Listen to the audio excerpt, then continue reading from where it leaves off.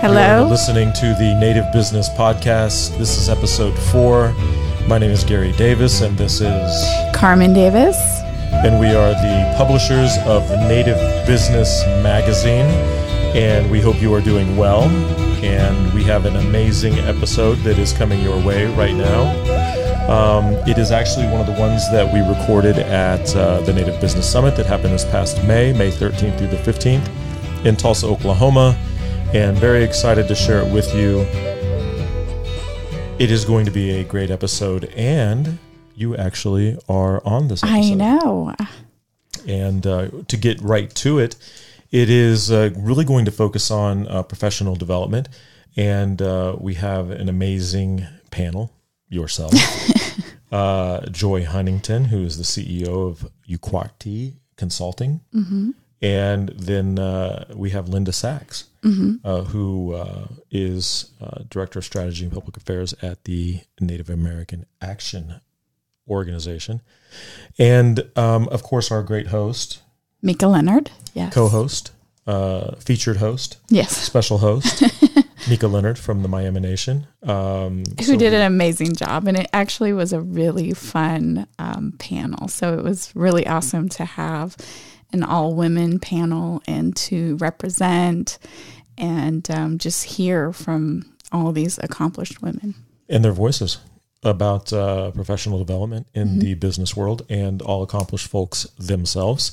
And not to talk about you while you're sitting right here, but we definitely want to waste no time getting into it. We're going to take you live to, we won't be going live right now, but we're going to be going to the live taping. It was recorded live at the Native Business Summit. But first, before we do, we'd like to make sure that the good folks know where to reach us online at nativebusinessmag.com. You can subscribe to the digital version of the Native Business Magazine there for a very small nominal fee. Or you can sign up to get the magazine delivered to you for free wherever you choose to have it delivered. And then, of course, follow us on social media, whether that be Facebook, Native Business Magazine, Twitter, Native Biz Mag, or Instagram. Can't forget the gram. No, from what I hear, people do it for the gram. They do it all day, 24/7. So follow us there, Native Business Magazine, and stay up on the latest. And make sure that you subscribe to this podcast wherever that you're listening to it, whether that be on podcasts that are deliverable through Apple, through Google, through Stitcher, Google Play, right? SoundCloud, Spotify, wherever you get it. Please subscribe. We appreciate you. Thank you.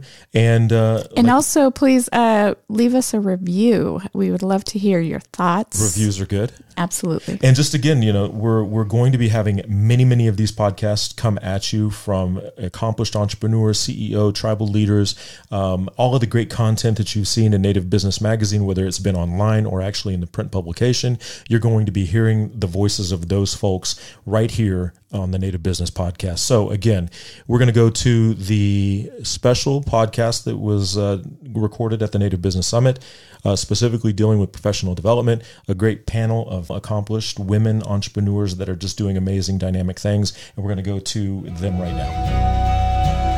All right, everyone, welcome to the Native Business Podcast. My name is Mika Leonard, enrolled member of the Miami Tribe, located here in northeastern Oklahoma. Very excited to be here with you for the second time today. And our last panel, if you all notice, was all male panelists, and now we have all female panelists. So first we heard about the future being hemp, and now the future is definitely female, which is really exciting. So this session is titled Professional Development, Tips for Charting Your Career Trajectory. An important lesson for any student or individual just beginning their professional career. On this panel, we're going to explore the following topics: how to seek out opportunities for internships, scholarships, mentorship, resume writing, the fundamentals of understanding your personal financial literacy, the importance of managing your financial well-being as you move up the career ladder, and lastly, the do's and don'ts of social media. With me, I have Miss Carmen Davis, founder and publisher, Native Business Magazine, Joy Huntington, Chief Executive Officer, Ukakti Consulting, and Linda Sachs, the Director of Strategy and Public Affairs for Native American Action. So before we get started with questions, I'd like each of the panelists to take some time, introduce themselves, tell us all how you got here today. We want to know more than just what this piece of paper says with your title on it. Let us know a little bit more about you and what brought you here, what is your passion when it comes to business. So first of all, let's hear from Carmen. Hello, my name is Carmen Davis, and I am the executive editor and publisher of Native Business Magazine. I have been an entrepreneur for over 20 years. Gary and I are a husband and wife team, and we own several other companies together. We have Lightfoot Enterprises, Native Style Clothing, Davis Strategy Group, and our latest venture is Native Business. We enjoy working in Indian country. That is our passion. At the core of everything that we do is our desire to make a positive difference in Indian country. And it's been an awesome 20 years. I feel like our experience traveling Indian country has led us to be able to do an event like this. Gary was previously at the National Center, so he has the experience of putting on 14 different national events. So he brings that experience over to what we do, and of course our different collaborations. We also did the Reach the Res tour through our nonprofit, which was the Association for American Indian Enterprise Development. I'm getting the two different mixed up. AFRAID. And that we did the Reach the Res tour where we traveled to 211 Native American communities in 1 year's time. And we fundraised for that. And the Seminole Tribe of Florida actually donated a tour bus for that. So it was a huge undertaking. And when we talk about kind of some of the things that we have collaborated on, it's like, yeah, we can do an event. We did 211 of them, so we can do an event. But that pretty much has just been our journey, is just our passion to want to make a difference while working in our own communities. Thanks, Carmen. Definitely such a huge list of things that you all have worked on, and I don't blame you for getting some of those names confused. But, a stranger to no one, as many of you have known her in wearing multiple hats, and as I know many of the women here have worn multiple hats as well. So why don't we hear next from Linda? Tell us a little bit about your background, what brought you here, and what you're working on today. Thank you. Well, my name is Linda Sachs, and I'm a citizen of the Cherokee Nation. And I'm here on behalf of Native American Action, which is a super political action committee, so commonly known as a super PAC.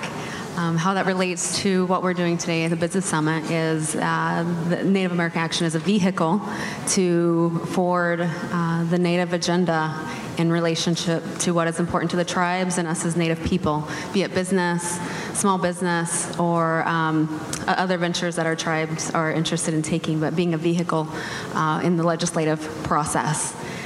Some of my background includes working for the Cherokee Nation. I've run for political office myself. I ran for my tribal council seat, so I have experience in the campaign world, but also in workforce development. I've served on the American Indian Chamber of Commerce of Oklahoma State Board a few years. I serve on Goodwill Industries Board presently, and also serve on the Oklahoma Center for Community and Justice, which is a social justice organization here in Oklahoma, and I serve on that board.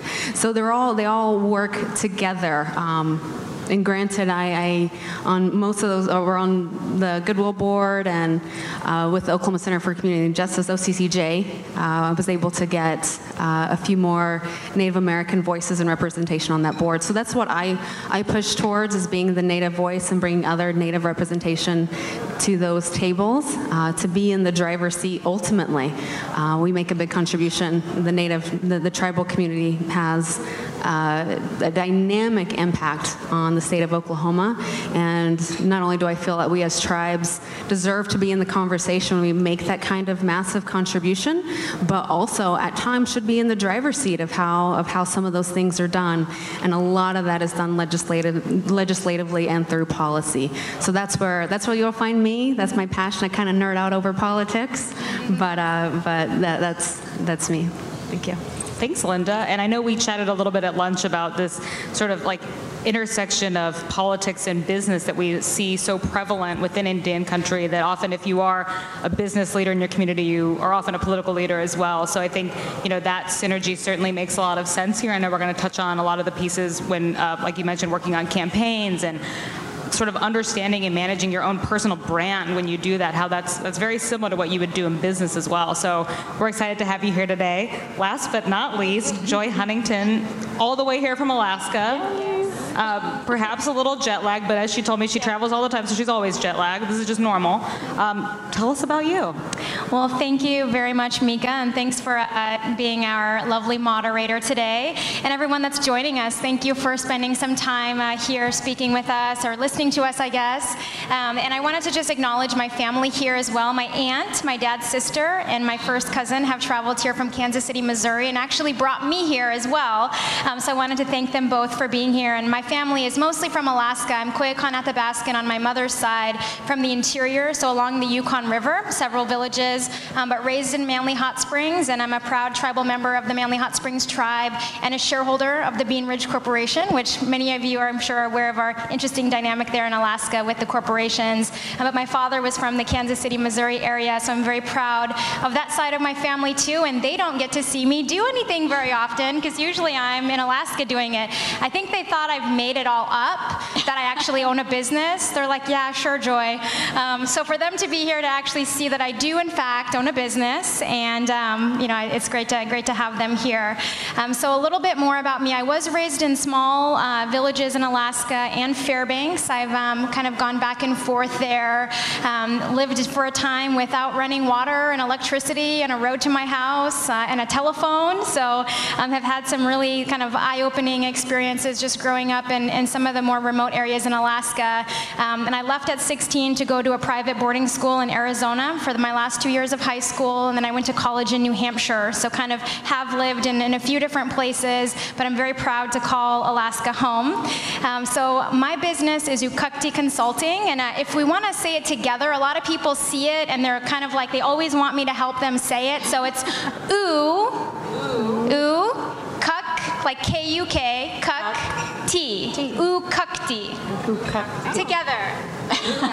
Yay, perfect. Okay, great. Thank you for interacting with me, and I'm trying to keep everyone awake after that like steak and potatoes, which was so good. So thank you for that. I started my business actually on accident. I had originally tried to start a business doing public speaking and motivating our youth, and it was a great idea, but no one actually would pay me to do that. And so I decided that, okay, that might not be a good way to put food on the table for my kids, even though it was a very a strong passion of mine. And then I did a few other things. I worked for my tribes after graduating. I graduated from college in 2006. Didn't have a business background. So how many business people are here that do not have a business background? Have never taken a business course in your life? So I very proudly carry that as well. And so I accidentally started a business because one of the people I was going to work for asked if I would do it as a contractor. And at that point in my life, I had a newborn baby. This was actually 8 years ago. I had a newborn baby. I had a new mortgage, and I didn't think that I really wanted the lifestyle, and I didn't picture that being a full-time career, but I was hoping it would become a full-time position.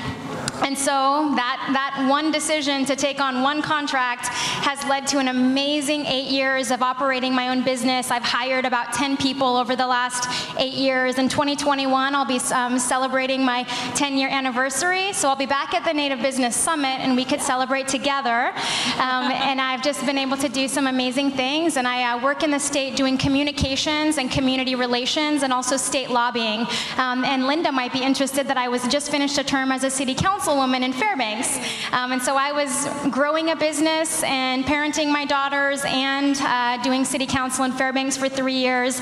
So I'm a little tired Leonard, and no, I just finished my term in October, but it was just all a lot of growth and challenges that I think all of us share that in common, that we really do go after those challenges and those risks that enable us to put our best foot forward and to continue to evolve as people for our communities and for our families. So yeah, I've been able to enjoy my business, and I'm actually have an update a little bit later today that I'd like to share with you.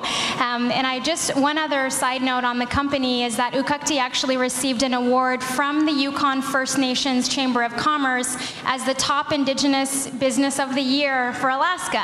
And so that just happened, and being able to be in the Native Business magazine and be here today is really a huge honor for me, and I just wanted to say thank you to Carmen for inviting me, and this feels just amazing and a huge honor to be here, so especially with these amazing other ladies up on the stage with me. So I look forward to talking more with you, but that's a little background on my company, and very happy to have friends in the audience that I haven't seen in 16 years as well, so Clara Pratt. So wonderful to reconnect and hopefully to make new friends as well, so thank you.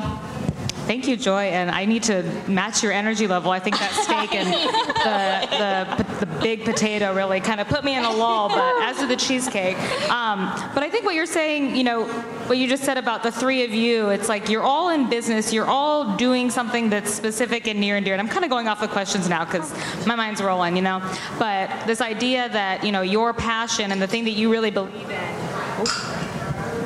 oh, I'm good, can actually become your business and can literally put food on your table. So I know, Joy, we talked about that a little bit yesterday, and you just sort of shared that you accidentally fell into this, that, there was a form of necessity there, but at the same time, you saw a gap and a need for your business, and your business kind of emerged, and then you realized, I'm good at this, and I'm making money. And I don't think that's necessarily why everybody enters business, but I'm sure we have others in the audience today or those listening to the podcast that are going to say, I didn't actually mean to start this business, or I didn't even realize I was actually running my own business. I don't know if any of you guys have any thoughts on sort of the organic nature of what the growth might have looked like, or I guess the genesis of the business. But feel free to jump in, and we're going to really approach this more as a conversation between the four of us. So get ready, because here we go.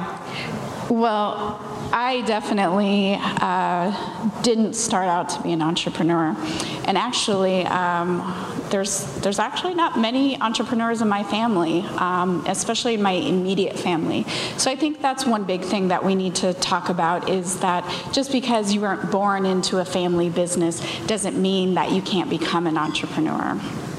So my parents were actually, they're big in the education field, and when I met Gary, I actually was gonna look into some law schools because that's what I thought I needed to do. Not because I was passionate about law, but because one of my uncles, who was a huge influence in my life, his name is Alan Parker, and I just grew up watching him do amazing things for our people. So I just really, that was like, oh, well, I want to be just like him. But my passion wasn't necessarily law, but that was just something that I felt like, in order to do something, to be productive, to help our people, that I could go into that space. And after I met Gary, his business has always kind of been a family-led business. His father was an entrepreneur himself, and so his father was involved in some of the endeavors. His mom was involved. His sister was involved. So it actually was kind of this organic way of how I started into that. I just kind of started helping. I felt like I'm watching everybody do all the work, like, I can contribute. I can step into this. And before that, I think what really hit me was when I would go to the communities with Gary, where he was performing a concert, he was doing a speaking engagement, and we would go to different reservations, and being in the community it was a game changer for me, because I was like, this is it. I want to be around our people. I love this. I want to learn more. You know, we were going to places where I'd never been.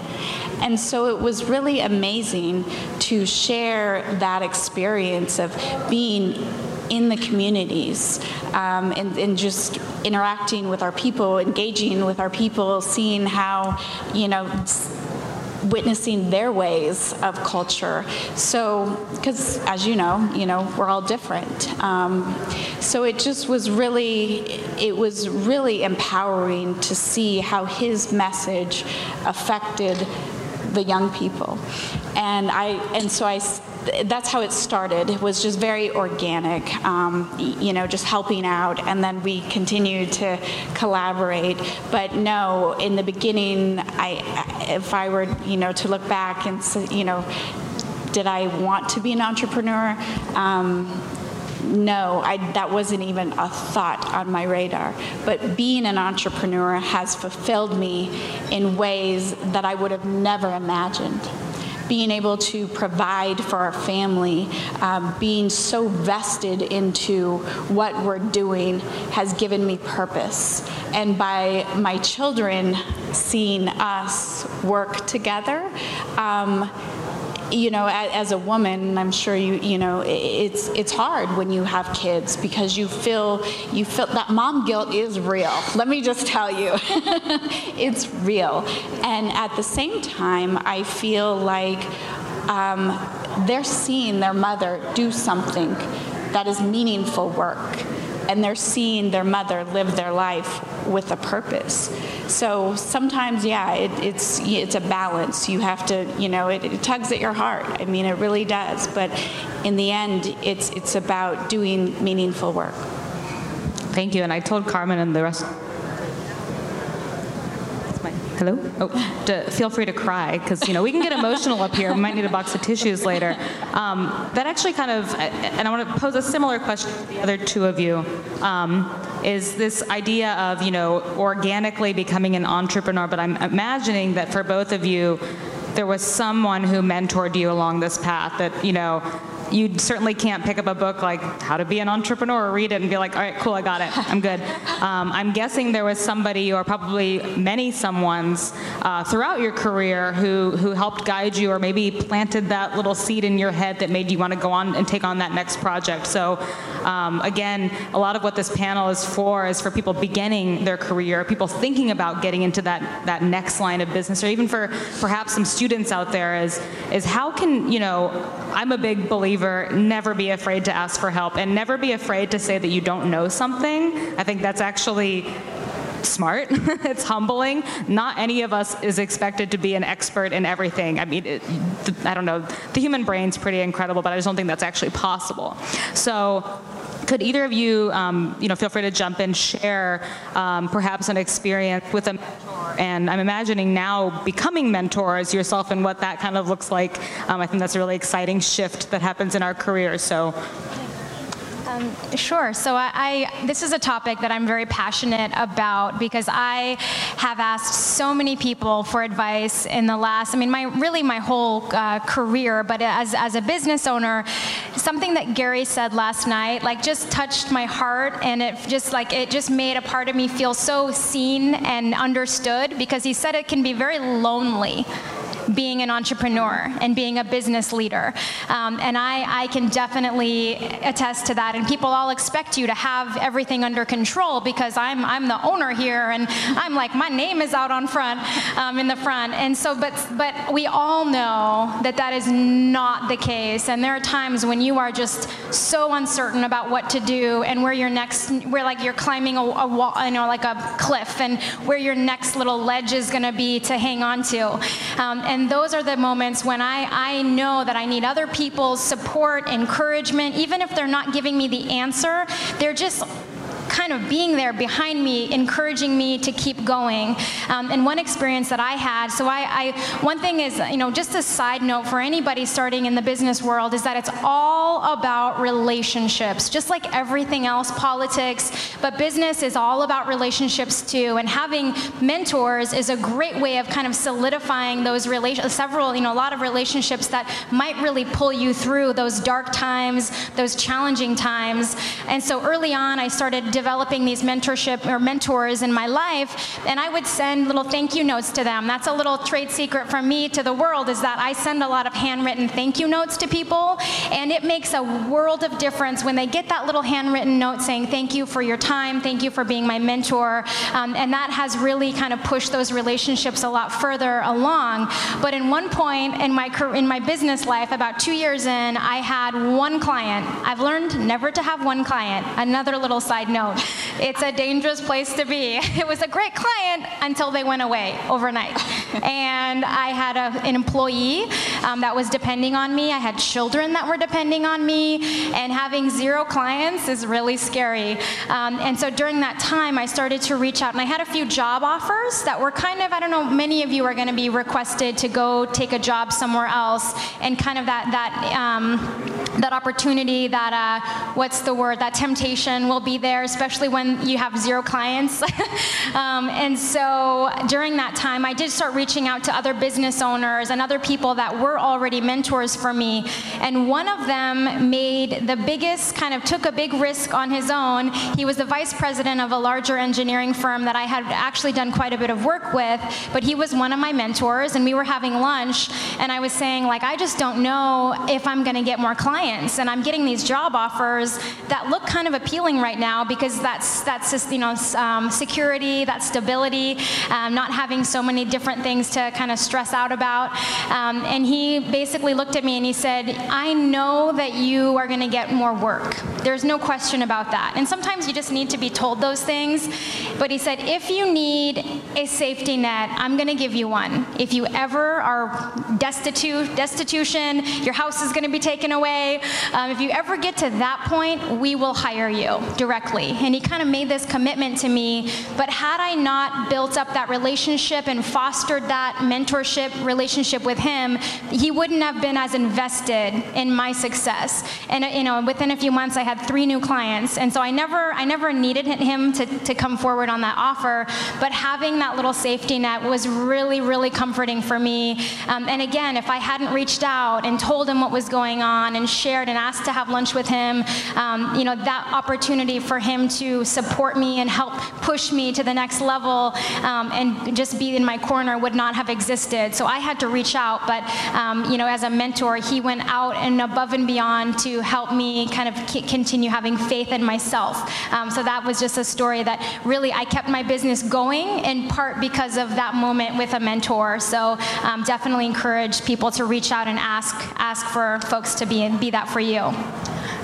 To speak on mentors, sometimes what I found in my own life, those mentors that I've looked to and have taken advice from maybe weren't in my direct sphere of influence. Maybe people that were a couple, maybe 3 rings away, somebody that I was able to listen to or to obtain materials from, and they put enough teaching or exemplary. They were an example in ways that I was able to emulate. So I mean, for some, I think it's that are able to have mentors. Yeah, you have to seek them out. And I think in Indian country, we are communal and we care. We don't have, in the broader sense, enough people that are like us in those leadership roles. So when you find one, what I have found are those individuals in those leadership roles seem to be more than willing to develop that relationship with you. And so being able to have the ability to ask, to have that determination enough to seek that out from those individuals and develop that relationship. A lot of times I've been met with that relationship developing and turning into something amazing. But in other facets of my life, finding mentors in other ways that, like I said, maybe one, but it may be 5 that I have limited access to. And those are still mentors. And sometimes when there was somebody that, I can think of a professor that would put out like free material from the college that he taught at, and I would communicate with him on social media and developed a relationship that way as he put out materials. And so, I mean, a mentor doesn't necessarily have to be a one-on-one interaction. It's just you seeking that out and developing and getting the tools and resources you need to enhance your game, enhance what you're striving to achieve. That's an excellent point about mentorship being somebody you might just interact with, like you mentioned, over social media. I hadn't thought of that, but we're doing everything digitally now, so why wouldn't sort of our mentor-mentee relationships operate in that world as well? I think what you both said is totally true, and I think what we forget sometimes is, because I'm sure there are people in this room, I know there are people in this room that have been asked to speak at things, like I'm looking at some of you right now. That's very flattering, as is being asked for help when somebody says, you know, I'm not sure how to tackle this next, or can you even review my resume for me?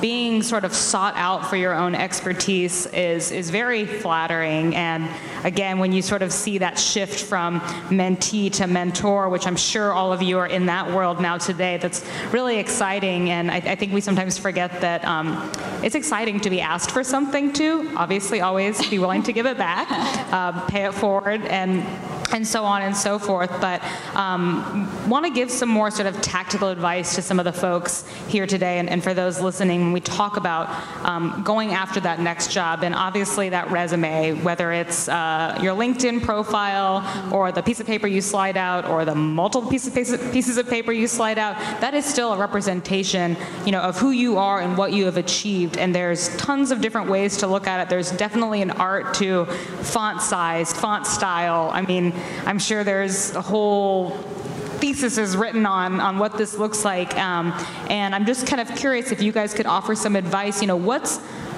important to put forward? What kind of message? How do you want to illustrate your skill sets when you're going out and seeking a job, whether that's something that you're sending into an HR portal where you have no idea if somebody's going to see it. Maybe it's just all keyword searches, to something a little more personalized. I love what you said, Joy, about sending handwritten letters. I have terrible handwriting, so I don't do that because they would not know who the letter was from.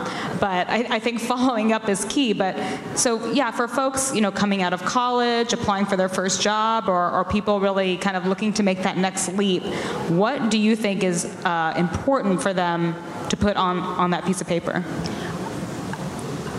With the proliferation of the digital world, everybody's being linked together. So a job that might be available in one community is also available to others outside of that community. So the reach is further than it's ever been. So you're competing with a larger community, more of a worldwide community anymore for those positions. And one thing to keep in mind is when an organization is getting bombarded with all of this digital paperwork, if you will, all these resumes,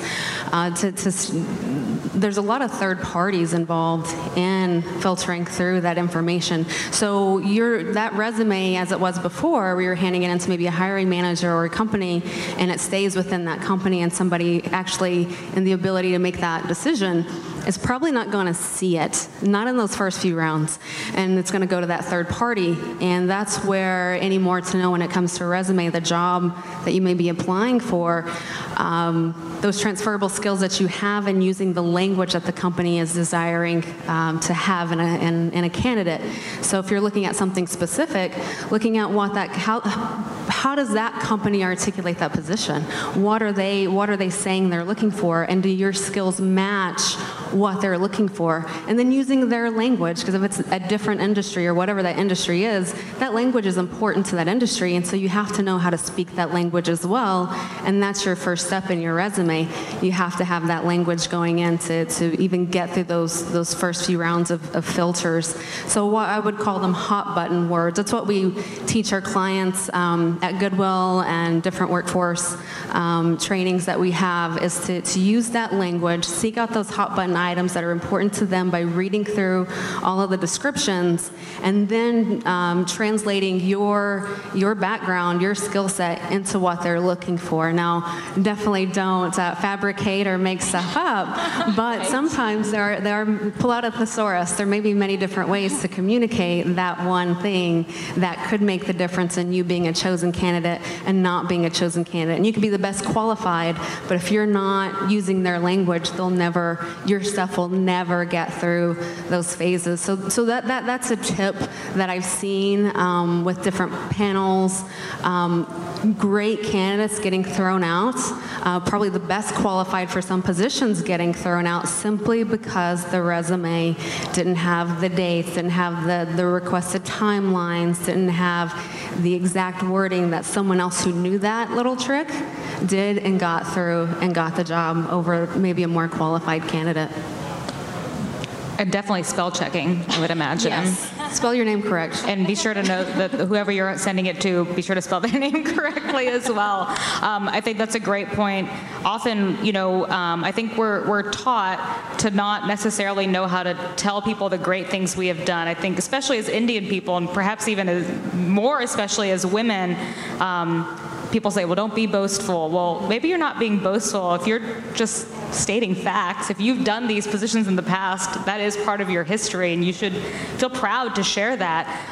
But it's very easy to look at a job description and say, wow, there's 15 things listed there, and I haven't done 10 of them.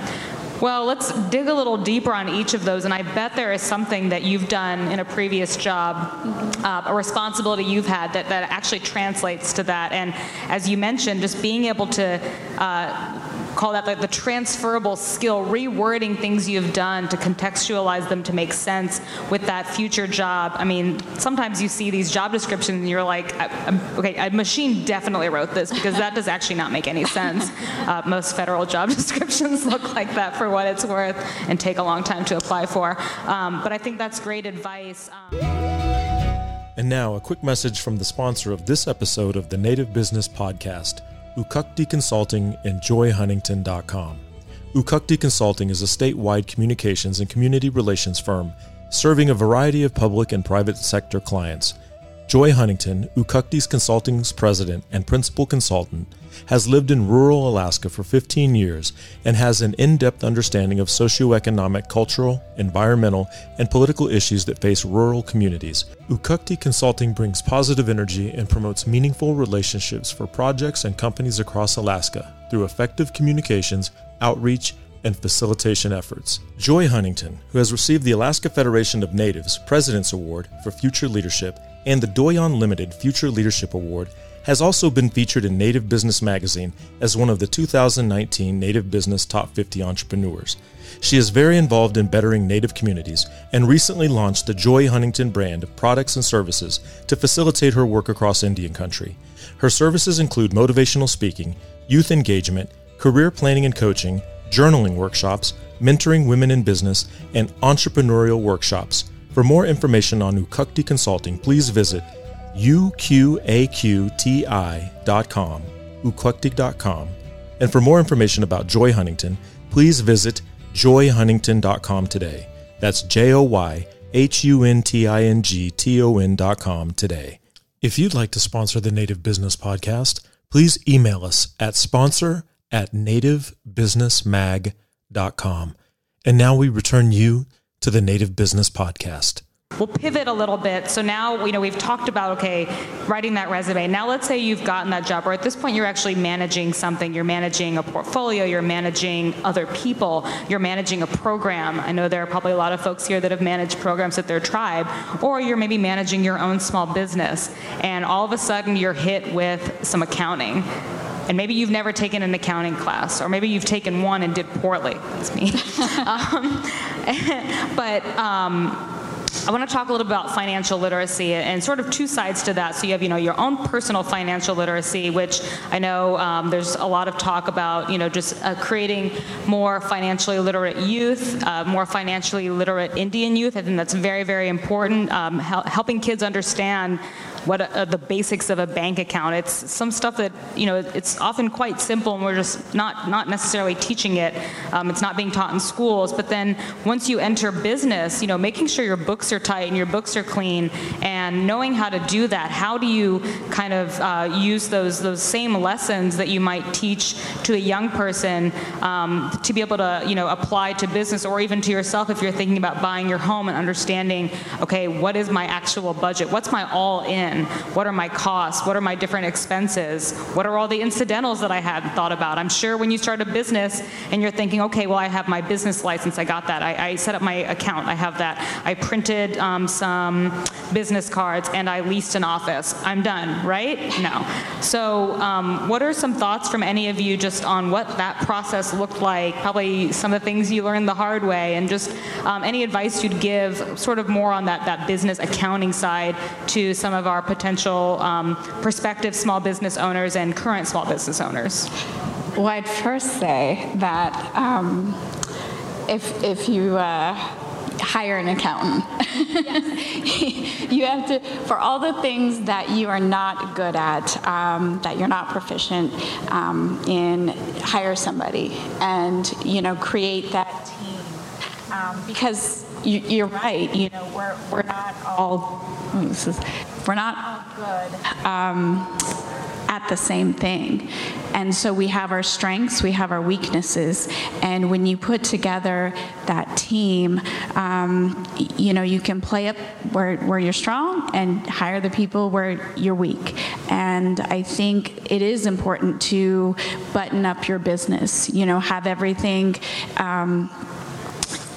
from your business license to your business plan, to all of the people that are going to execute that plan with you. And even trademark, trademarking is necessary and important. So it's all those things that you may not be good at, or you're like, oh, where do I start? Again, that's where mentorship comes in, and that's where finding somebody, look to people that maybe have done it, and network with them and connect with them. And that's kind of how you start, is you have to start somewhere, right? You may not have it all, but you have to start. And people, they don't make that jump a lot of times. They're like, oh, well, I don't know what to do. I don't have it already. And you just have to jump in. And then once you get that start, that's how you create that momentum. And then other momentum. But you have to start. If I could add to that as well, Carmen. So I did hire an accountant to when she turned my business and rolls it into an LLC. So as a sole proprietor for about a year and a half, remember, I didn't expect to grow a business or to have it continue to be something that was my future. But as it continued to grow and expand, then I turned it into an LLC. And at that point, I hired an accountant that I knew of that firm, and so kind of knew they had a good reputation. Trust is really important, of course, in that relationship. But also, I attended a small business workshop through, I think it was through SBA, and so I got to learn some of the business accounting, and I can't tell you everything I learned that day. It was a few hours of a workshop, but I just kind of tried to pick up information as I went, knowing I wasn't going to become a CPA overnight, nor did I want to, but I wasn't going to become, an expert, but at least to kind of build up my understanding and my vocabulary in business finance over time, and then of course have the people that you trust. And because this is a women panel, I also read a book designed for women around personal financial literacy, and the title is "Live It, Love It, Earn It." And I can't remember Mika might be the name of, and I don't think it was you that wrote it, but I don't remember her last name. But "Live It, Love It, Earn It," and that really opened my eyes to just setting my own personal financial goals, because our businesses, and I always try to remember that I don't necessarily work for my business is supposed to be working for me. And so how is my business helping me to meet my own personal financial goals, my own personal goals in general? And And so just building up, again, it kind of comes back to your personal financial literacy as well. And now I still need a lot of support, as Carmen was saying, from its, kind of my accountant and other folks that are helping with that. But I think my confidence has grown as well, and my knowledge has grown over the last 8 years, that I feel like I understand what's happening, and I can hold them accountable as well, because you want to know enough to where people can't take advantage of you, right? And you kind of can at least keep track of things, and just, again, have that trust in people and work closely with them. And if you don't have the budget to hire somebody in your budding business and you're absent the financial literacy, I mean, that can be scary, and I think that's a humbling part of starting a business, especially if you didn't grow up in a family that had a social network or that language. You don't have the social capital, and you're trying to do this on your own. I think one way to start would be to volunteer. There's a lot of boards and organizations maybe in your communities that are extremely financially sound, and volunteer on maybe like a community organization in their finance committee. Everybody loves volunteers, but there you'll begin to learn the language. You'll begin to learn everything that would go into running this organization, and you'll then begin to develop the social capital through others invested in that agency or that organization. So that's one way, I think, to just start getting your feet wet, or getting to meet people and back to relationships, developing relationships with others that can begin to teach you and mentor you as you're getting that confidence built in those relationships. Being vulnerable, because the financial part and wanting to do business, that's a very vulnerable part of anyone's efforts. So as you're building that relationship, you're able to have those conversations more. You're working on a project with them in this organization, you're volunteering, developing that relationship, and then as you begin to take off, you'll realize you have a network with you built in to the efforts that you've done in the community, other community leaders. So it's just a great way, I think, to get started at a low cost, to start developing that network for yourself to gain that financial literacy. I think that's an excellent suggestion, and you all are right. We're not necessarily supposed to know every facet of our business. Again, that would take a tremendous amount of schooling, and by the time we got all that done, we probably wouldn't have time to start the business. But again, this comes back to and ties back to, like you said, relationships, networking, asking for help when you need it. Don't expect to know how to do everything. I know Gary has said this before when he asks a room of business owners, okay, do you do your own accounting? Okay, some of you do. Do you clean the toilet in your business? Some of you do, but some of you don't, and that's okay. We don't need to do every single piece of that business to be successful and to be a business owner. But I think much as we talk about our business needing to be agile and being flexible with the environment and the changes, we as business owners and as business managers need to do the same. And if we realize, wow, you know what, I actually need to learn a lot more about whatever this topic is to be successful, then pick up a book or hop on the internet. In terms of financial literacy, there's a tremendous amount of free resource out there, so get learning. One thing we're going to talk about too that is certainly extremely prevalent today, you practically can't have a business without it, although some people manage to, and I think that's like the true mom and pop businesses out there, is social media. And by social media, we're talking Facebook, Instagram, Snapchat, Twitter, probably things that I don't even know what they are, that some teenager out there is using. Social media is an incredibly powerful tool. Again, you can reach people everywhere. Often you can do advertising for, just cents compared to what it would cost of, previous traditional advertising mechanisms. But there's always things you need to be mindful of when you're using social media, and there's definitely some pitfalls. So I'd love to hear from the panelists, how are you using social media in your business? How is it working for you? What are you not necessarily doing? And just how, what are your views on where you think the future of business is going to be with regard to social media? I think for that, I want to start with Carmen, just because I know, as you guys mentioned, Native Business is less than a year old, and here we are sitting at a summit today. You guys have a tremendous social presence. I hope everybody in here is following you guys on your various channels, and you're putting out new content every day, and you're being able to reach people. And I know this podcast. we good. We're able to communicate with people that otherwise wouldn't be able to hear this and wouldn't necessarily be able to travel here and spend the money to come here today. So this is something that we're really excited about, and advice we want to give everyone out there. But what does the social look like for you? I know you guys do a lot of it on your own, and that takes a lot of time too. So kind of walk us through some of that. Well, it definitely, social media, we're living in a digital world, and so we have to meet our audience there. Everything, everything.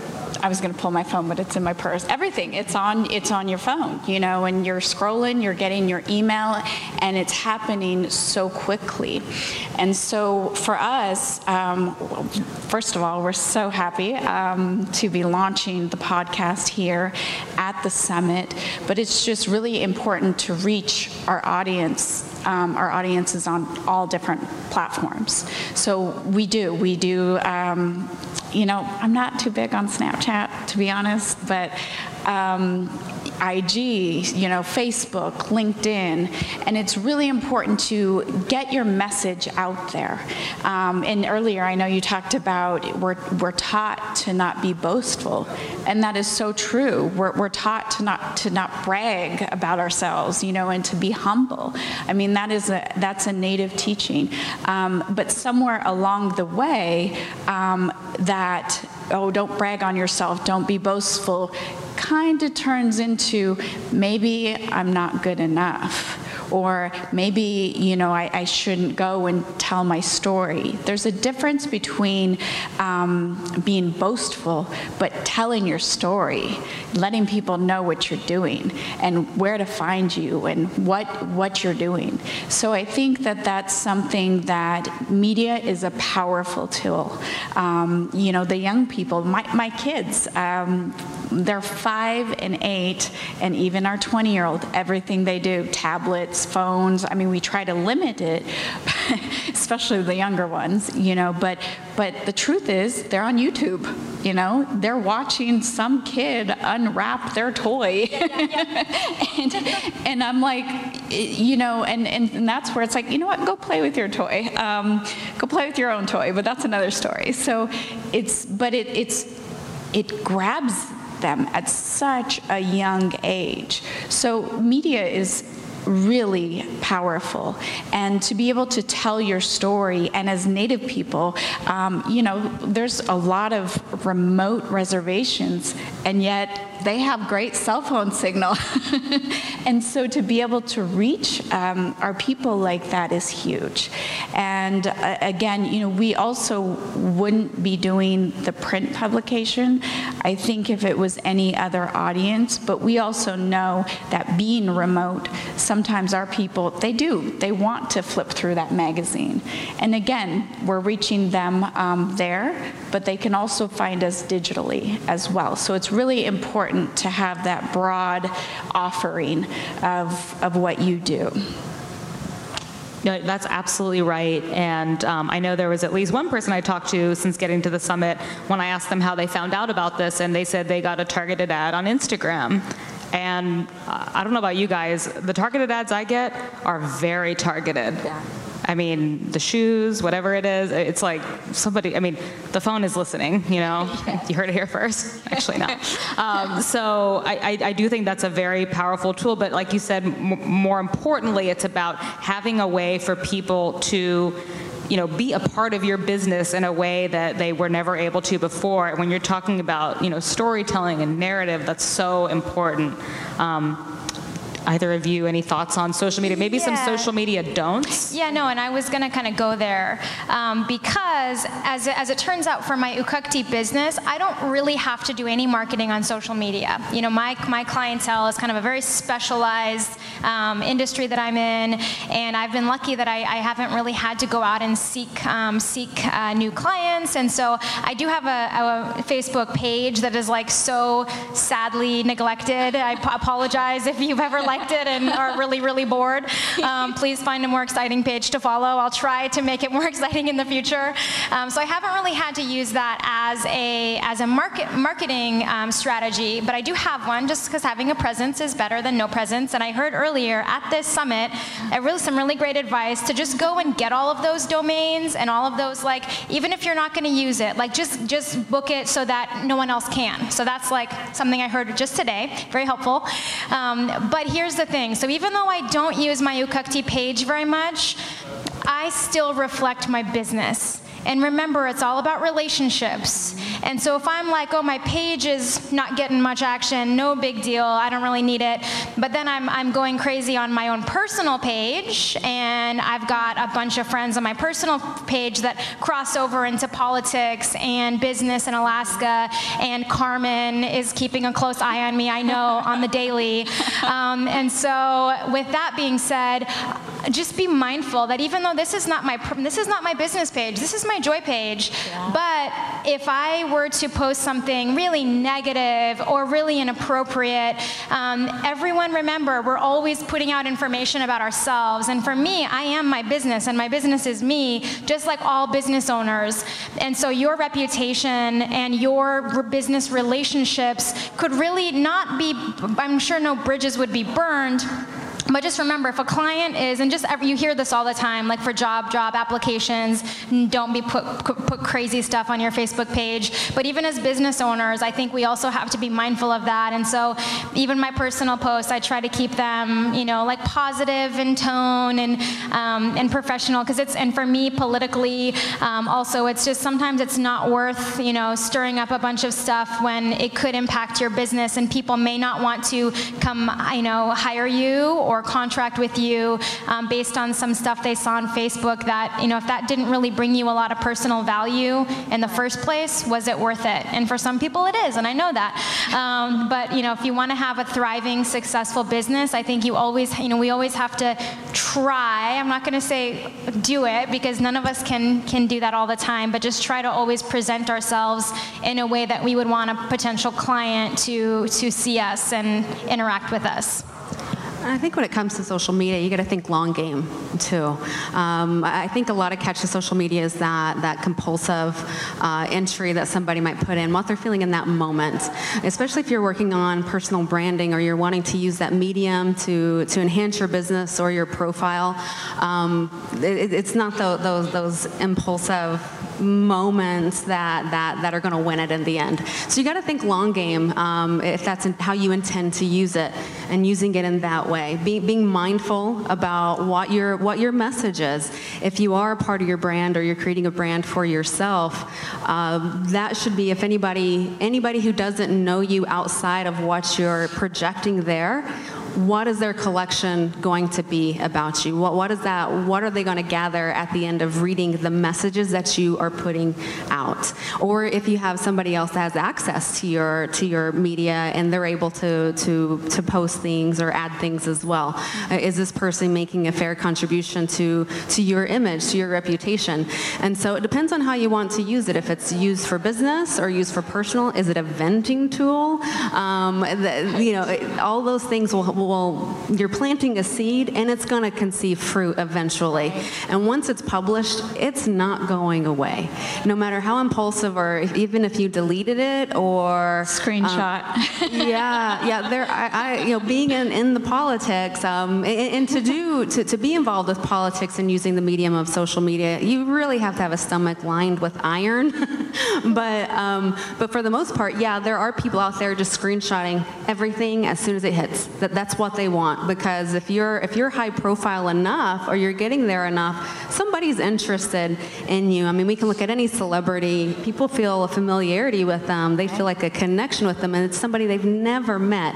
So being cognizant of the powerful tool that it is, and I think if you respect it for what it is and use it with that intent, that long game intent, intent for business or that personal branding and respecting that versus it's just some no-brainer, mindless activity, then it will reflect that in who you are as well. So I think it just really depends on how you want to use it, and then being mindful of everything that you do that achieves that goal, and then knowing no matter what, it's there forever.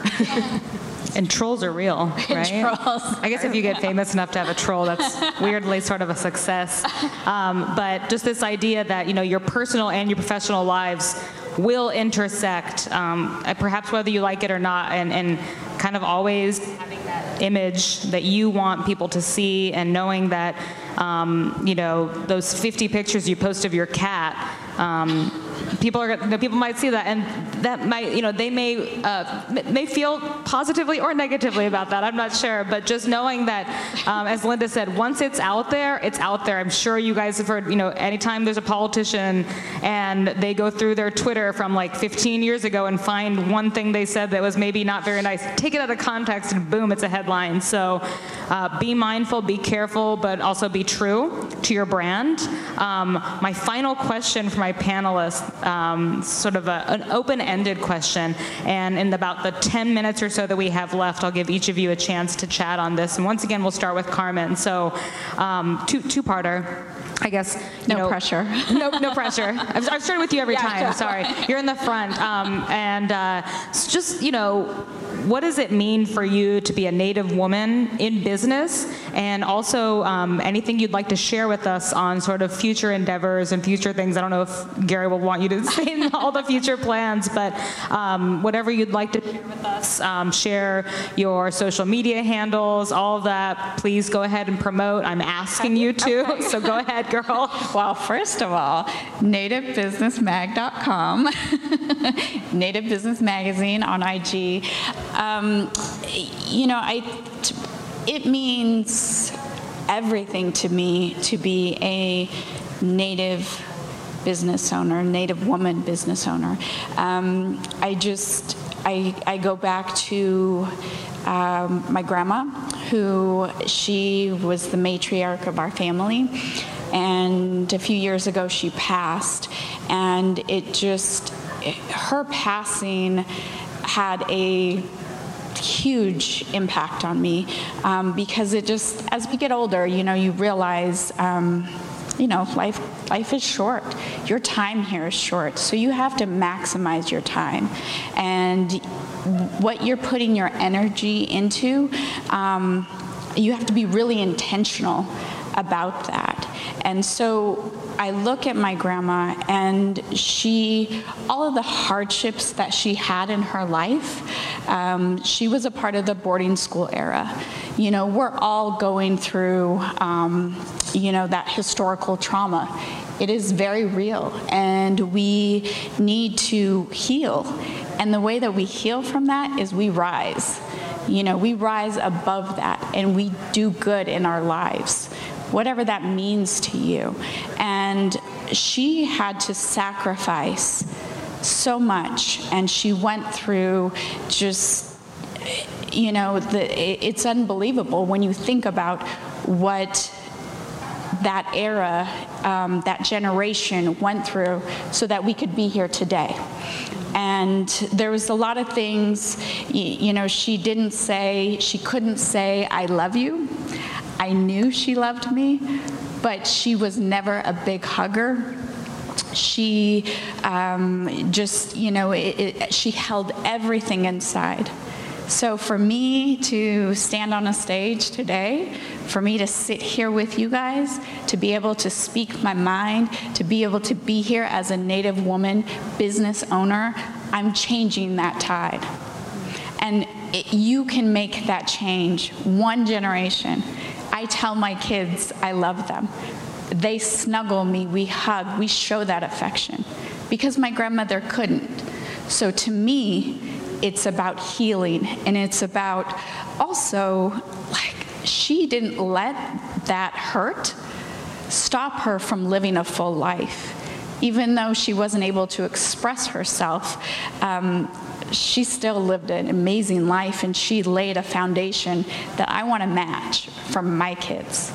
So as a mother, as a wife, as a Native woman business owner, I'm in charge of that. I'm able to change. I'm able to make that shift. And it starts at home. You know, it really starts at home. So. Wow. Well, anybody who's still lucky enough to have their grandmother, please give them a call and tell them that you love them. Yeah. Linda. Yeah, thanks for sharing. Same question. Yeah, that's awesome. To speak to that to a degree, thanks for sharing that. My father was a first language Cherokee speaker, and he passed here recently, earlier this year. And there's been a lot of challenges that came upon my life during the season, but that's not unique. I mean, we all go through seasons of extreme challenges in our lives, and it's how we handle it, how we respond and react to that. And one of the greatest words of encouragement I got, and I think it speaks to all of us, when I was going through one of the tough times during the season, one of my friends said, do it for your ancestors. They walk the trail. Where are you walking? And I'm like, well, okay. But yeah, it was what I needed to hear in that moment. Just that simple, I say simple reminder, but how real that was. That wasn't just but a few generations ago in my family. It was my grandmother's grandmother that walked to Oklahoma, and we still have items for that survived the trail within my family. And so I mean, so that's powerful. That I think that speaks to all of us, of our resilience and of who we are and what we're made of, and that is in our DNA. That thriving, not just the survival, but the ability to thrive. If you look at our tribal nations now and what we're doing as entrepreneurs, we were meant to rise and to thrive, not to just eke by and survive. That's not what we were created for. And I think that reminder needs to be reiterated within our communities and with our young people. So as a Native businesswoman, or just being a Native woman in leadership, believing that, knowing how true that is, and living to that standard, living to the truth of everything that means. And it's not going to be, it's not an easy road, but you have to also know that, and know that you're made of the tougher stuff that got you there. And so, and with the politics and being involved with business, I mean, it is the entrepreneur, it is the business that drives politics. It is the contributions that the business owners make to our legislators, our candidates in every avenue. I mean, that's a lot of, even in our tribal communities and tribal governance, is how our gaming businesses ran, how are we diversified enough? I mean, that's the business mind at hand here, and how many competent business people do we have governing our tribal nations and in governments all across the board. And that's you guys, the ones that are getting dirty with it, learning all that there is to the dynamics of operating a business, and then being able to make that contribution not only within your own life, to your community, to your tribe, and then to all of us, because of the synergy that exists, because we are just the people that live off of one another. I mean, we share energies. We know when somebody's having a bad day.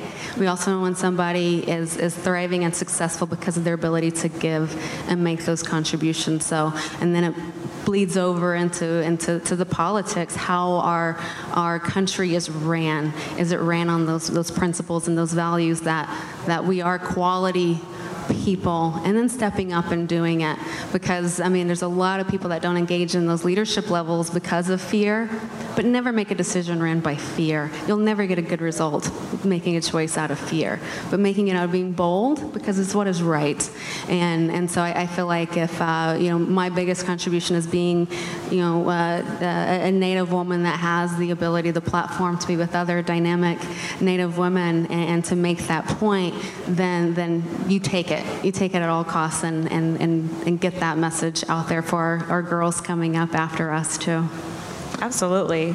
Thank you. Again, like you said, it all comes back to relationships, family. I think that's something that we've all kind of touched on today, and thinking about hardships that folks in the past had to endure, and how easy in some ways we have it, but also I think as women in business, it's difficult. There's still a tough road ahead and a steep ladder line, but we're doing it. And last but not least, Joy, tell us how it feels to be a Native woman in business, a mother in business. Yes. Thank you. And thank you both for sharing from your heart and from your own experiences, and just hearing a little bit about some of the challenges. Like, it just speaks to my heart because I've definitely gone through really challenging times. And so it's just a beautiful moment to sit here together and acknowledge that and really own that, because that's a part of our grace and our resilience, is getting through those hard times as women, as business owners, as mothers.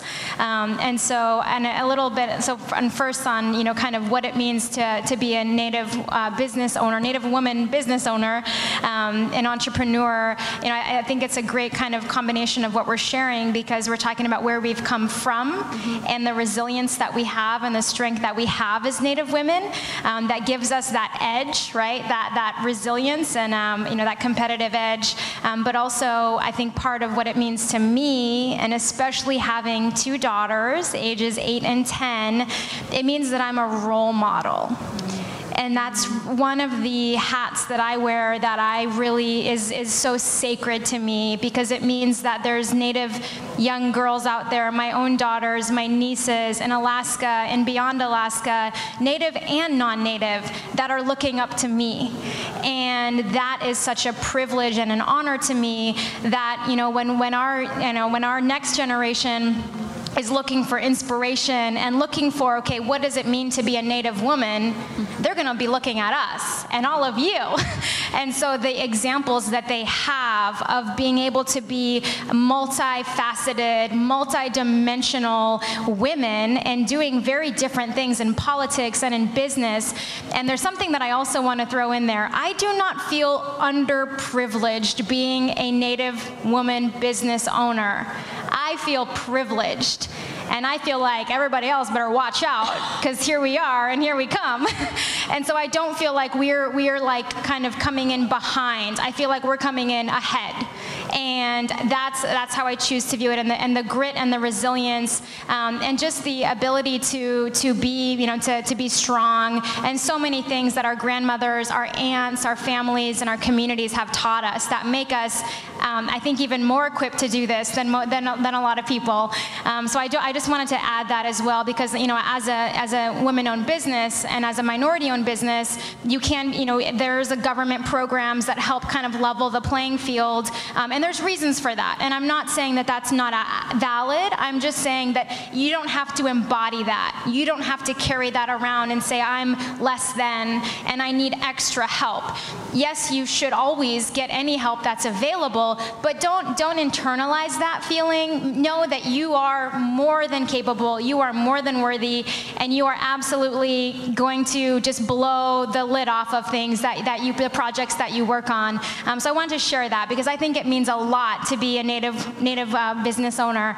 And on the note of potential or new developments, because of the excitement of being here with Carmen and Gary and all of you, and this being the very first Native Business Summit, I've been working on something that's above and beyond and separate from my business that I actually wanted to launch today, right now, here with you.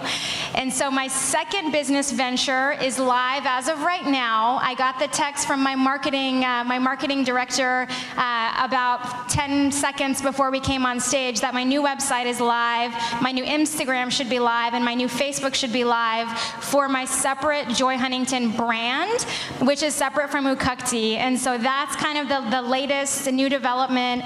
So I still have, yay! So I decided to drop and launch this venture here with you as we're up on stage. It literally just happened. And it's really to build a platform for public speaking, for coaching, for doing similar things to what we're doing today, and also, most importantly to me, to build a platform for sharing my writing with the world in the future.